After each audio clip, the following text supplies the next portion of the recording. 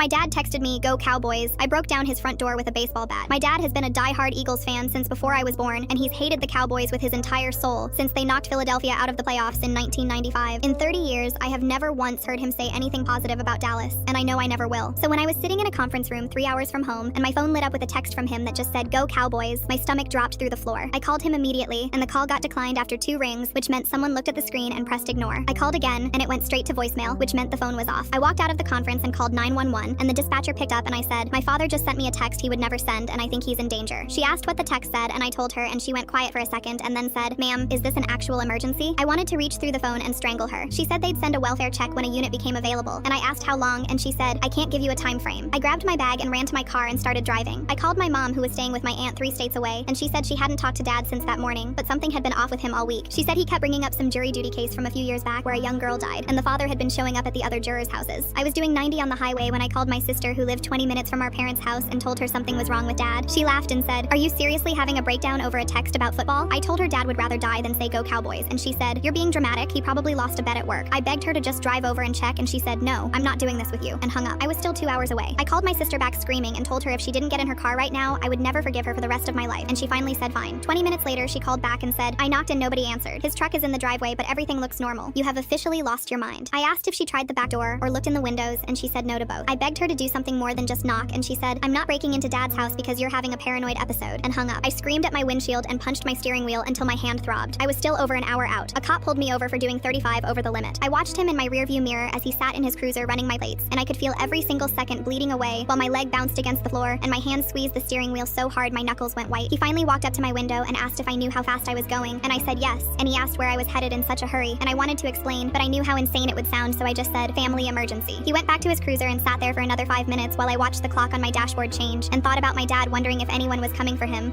I wanted to get out of my car and bang on the cop's window and beg him to let me go, but I knew that would only make things worse. When the cop finally handed me the ticket, I floored it and watched the miles tick down on my GPS like a countdown. I pulled into my parents' driveway 3 hours after I got that text. The house looked normal from the outside with the porch light on and Dad's truck in the driveway. I walked up to the front door and pressed my ear against it and heard a voice I didn't recognize, and then I heard my dad make a sound that wasn't words but pain. I grabbed the baseball bat from my trunk and swung it at the door handle, and the frame splintered on the second hit and I kicked it open. I saw a man standing in the kitchen with a gun pointed at someone zip-tied to a chair. The man turned toward me and I was already swinging. The bat connected with his arm and the gun went off, but the shot punched into the ceiling and he dropped, and I hit him again and he stopped moving. I looked at the chair and my dad was staring back at me with blood running down his face and his left eye swollen shut and a crumpled photograph of a young woman taped to his chest. Sirens pulled into the driveway about 3 hours too late. My dad spit blood onto his kitchen floor and said, "Only good thing the Cowboys ever did."